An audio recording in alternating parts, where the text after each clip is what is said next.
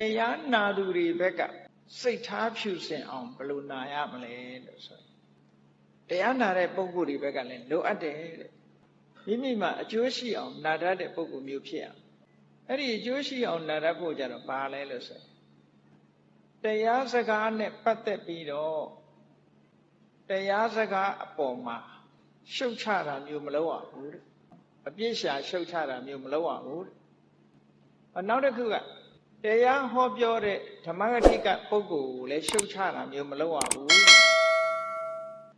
နောက်တစ်ခုကိုယ့်ကိုယ်ရှုတ်ချတာလည်းမလုပ်ရဘူးတဲ့ဒါဖြင့်တရားကိုရှုတ်ချတယ်ဆိုတာဘာလဲဆိုရင်ဒီတရားကလည်းဘယ်လိုတရားကြီးမှလည်းမသိဘူးဘာနားလဲရမှမသိဘူးတရားကိုရှုတ်ချတယ်ဓမ္မဂတိကကိုရှုတ်ချတယ်ဆိုတာဘာတွေဟောနေမှလည်းမသိဘူးဘာတွေဟောနေမှလို့ဘာတွေပြောနေမှလည်းမသိဘူးရှုတ်ချကိုယ်ရှုတ်ချတယ်ဆိုတာဘာပြောတာတော့ဆိုဒီလိုလေးနေတဲ့တရားကြီးတွေငါဘယ်နားနိုင်မလို့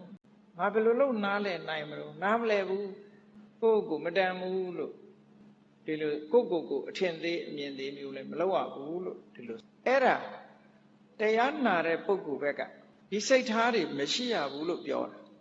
အဲ့ဒီစိတ်ထားတွေရှိပြီးတော့တရားနာမယ်ဆိုလို့ရှိရင်တဲ့တရားတို့တရားမြတ်တောင်မရနိုင်ဘူးလို့ဟောထားတာဗျာအဲ့ဒါမျိုးတွေစိတ်ထဲမှာရှိနေတယ်ဆိုရင်တရားတို့တရားမြတ်မရနိုင်ဘူးတဲ့ဒါကြောင့်မို့လို့မရှိစေရနောက်တစ်ခုကတရားနာပြီဆိုလို့ရှိရင်ဟိုတွေးဒီတွေးတွေရှောက်တွေးမနေရဘူးတရားထဲမှာအာယုံစိုက်ပြီးတော့နာရမယ်တဲ့ဝိခိတစိတ်တွေကဟိုရောက်ဒီရောက်နဲ့စိတ်တွေမငြိမ်မဲနဲ့တရားနာတာမျိုးမလုပ်ရဘူးစိတ်အာယုံဟာတရားထဲမှာစိုက်ထားပြီးတော့ဒီလိုပဲတရားနာရမယ်လို့ဒီလိုဟောတယ်နောက်တစ်ခုကဘာလို့ဆိုရင်ဟောထားတဲ့တရားပေါ်မှာမှန်ကန်တဲ့နှလုံးသွင်းတရားရှိရမယ်ဟောဒီအချက်တွေနဲ့ပြည့်စုံမှတရားနာရင်ကနေပြီးတရားတို့တရားမြတ်တွေရနိုင်တယ်တရားတို့တရားမြတ်မရလို့ရှိရင်အသိဉာဏ်တွေရနိုင်တယ်လို့ဒီလိုပြောတာအဲ့ဒါနဲ့ပတ်သက်ပြီးမြတ်စွာဘုရားကတမ္ပတ္တနိယမတုတ်ဆိုပြီးတော့အင်္ဂုတ္တမှာဟောထားတာ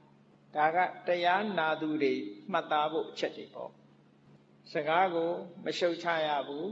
တရားစကားကိုမရှုတ်ချရဘူးတရားဟောဓမ္မဂတိကကိုမရှုတ်ချရဘူးအပြစ်မတင်ရဘူးမိမိကိုယ်ကိုမရှုတ်ချရဘူးအပြစ်မတင်ရဘူး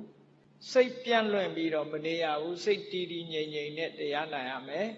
မှန်ကန်တဲ့နှလုံးသွင်းရှိရမယ်မှန်ကန်တဲ့နှလုံးသွင်းဆိုတာတရားပေါ်မှာနှလုံးသွင်းတတ်ဖို့ကိုယ်တဏ္ဍာမှာထင်ဟပြီးတော့ဒီတိုင်းဟုတ်တာပါလားမှန်ကန်တဲ့နှလုံးသွင်းလေးရှိဖို့လိုအပ်တယ်နောက်တုတ်ကြတော့ဘာကိုထပ်ပိုးပြီးတော့ထည့်ထားတော့ဆိုရင်တရားနာတဲ့ပုဂ္ဂိုလ်ဟာထိုက်တဲ့လို့အသိပညာရှိဖို့လိုအပ်တယ်တဲ့ထိုင်မှိုင်းတဲ့နာတဲ့ပုဂ္ဂိုလ်ဘူးလုံးနာမထွင်မဖြစ်သင့်ဘူးတဲ့အသိပညာရှိတဲ့ပုဂ္ဂိုလ်ဖြစ်ရစဉ်းစားထပ်ရမယ်ကောင်းတယ်ဆိုတဲ့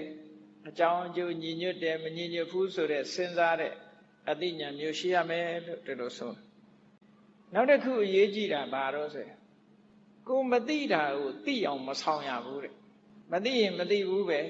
သိရင်သိတယ်တချို့ကကိုမသိပြီပဲလို့ငါသိပြီးသားပါလို့ဆိုပြီးတော့လှုပ်တတ်တယ်အထင်ရောက်တတ်တယ်ဒါတွေငါသိဘူးတာပဲငါကြားဘူးတာပဲငါမှတ်ထားဘူးတာပဲငါအကုန်သိပြီးသားဒါတွေဆိုပြီးတော့အဲ့ဒီလိုမျိုးစိတ်ဓာတ်မျိုးလဲမရှိရဘူးတဲ့အဲ့ဒါတွေရှိမယ်ဆိုရင်စိတ်ထားဖြူစင်မှုမရှိဘူးလို့ပြောတာနောက်တစ်ခုနောက်တုတ်တန်တစ်ခုမှကြတော့ဘာတွေထည့်ပြီးတော့မြတ်စွာဘုရားဟောတော့တရားနာတဲ့အခါမှာဂုံအည်ချင်းတွေကိုကျေးဇူးတရားကိုကျေးဇူးကမ်းတဲ့အနေနဲ့ဘယ်နေရာပဲဖြစ်ဖြစ်ဝေဖန်ပြစ်တင်တာမျိုးစကားရဲ့ဝေဖန်ပြစ်တင်မှုမျိုးမက္ခလို့ခေါ်တာပေါ့မက္ခဆိုတာဂုံကျေးဇူးကိုခြေဖြတ်တယ်ဒါတွေကငါသိပြီးသားတွေပါဒါတွေကအပေါ်စားတွေပါဒါတွေလူတိုင်းသိနေတာပါနဲ့ဒီလိုပြောတာမျိုးဟာဒါမက္ခီလို့ခေါ်တယ်တရားဆိုတာရိုးသေးသေးပဲသိပြီးသားလဲထပ်ပြီးတော့ရိုးသေးသေးပဲနားထောင်ရဒီလိုဆိုလိုတာနောက်တစ်ခုကဘာတော့ဆိုလို့ရှိရင်အပြစ်ရှာပြီးတော့တရားနာတယ်တဲ့တရားနာတဲ့အခါမှာဘယ်စကားလုံးအပြင်မှားတယ်ဘယ်ဟာကပြင်မမှန်ဘူးကိုသိထားတာနဲ့ဒါနဲ့လွဲနေတယ်လို့အဲ့ဒါလို့အပြစ်ရှာတဲ့အနေနဲ့တရားမနာရဘူးတဲ့ နောက်တစ်ခုကတော့ဓမ္မဂတိကအပေါ်မှာဒေါသဖြစ်တဲ့စိတ်ဓာတ်မျိုးဒီလိုဟာမျိုးမရှိရဘူးတိုက်ခိုက်လို့တဲ့စိတ်ဓာတ်မျိုးမရှိရဘူးပြစ်တင်လို့တဲ့စိတ်ဓာတ်မျိုးမရှိရဘူးတဲ့အဲ့ဒါလို့မြတ်စွာဘုရားကတရားနာတဲ့အခါမှာတဲ့အဲ့ဒီအချက်တွေနဲ့ညီညွတ်ဖို့လိုအပ်ပါတယ်အဲ့ဒါမှတရားနာသူဟာစိတ်ထားဖြူစင်တဲ့ပုဂ္ဂိုလ်ဖြစ်ပြီးတော့တရားနာရင်နဲ့အတိဉာဏ်ဓုတွေရပြီးနောက်ဆုံးမတ်ဖို့ထီအောင်ရနိုင်တယ်လို့မြတ်စွာဘုရားဒီသုတ်တန်တွေမှာဒီလိုဟောတယ်ဒါကြောင့်မလို့ပုဂ္ဂိုလ်ကိုကြည့်ပြီးတော့စကားတိုင်းဟာစကားကောင်းမဖြစ်ဘူးပြောတဲ့စကားဟာအကောင်းဖြစ်ပေမဲ့လို့အကောင်းမဖြစ်တာတွေရှိတယ်အကောင်းဖြစ်အောင်ဆိုတာပုဂ္ဂိုလ်နဲ့လိုက်လျောညီတွေမှအကောင်းဖြစ်တယ်ဆိုပါစို့တရားတရားမရှိတဲ့လူကိုတရားတရားအကြောင်းသွားဟောလို့ရှိရင်စကားကောင်းမဖြစ်ဘူးတဲ့ဘာဖြစ်လို့လဲဆိုတော့သူကတရားတရားမှမရှိတော့တရားအကြောင်းပြောရင်သူကစိတ်တူတယ်ဘာတွေလာပြောနေတာသူ့မှာမရှိဘူးစိတ်တူတယ်အဲ့ဒါကြောင့်မို့လို့တရားတရားမရှိတဲ့ပုဂ္ဂိုလ်ကိုတရားတရားအကြောင်းပတ်သက်ပြီးတော့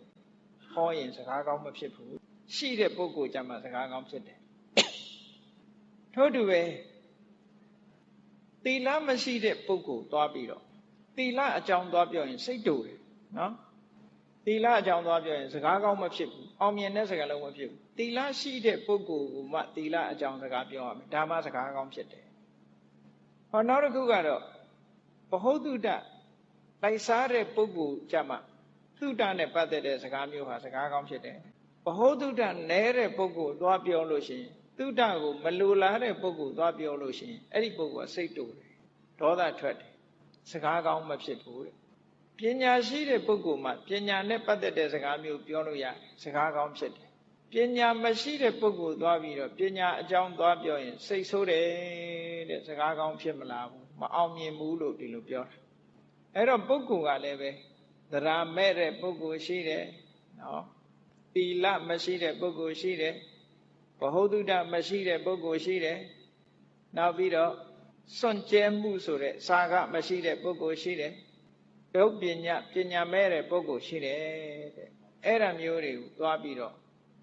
တရားအကြောင်းတို့သီလအကြောင်းတို့ဘဟုတုတအကြောင်းတို့စာကစွန့်လွတ်မှုအကြောင်းတွေတို့ပညာအကြောင်းသွားပြောမယ်ဆိုလို့ရှိရင်စကားကောင်းမဖြစ်ဘူးတဲ့စကားကောင်းဖြစ်ဖို့ရာအတွက်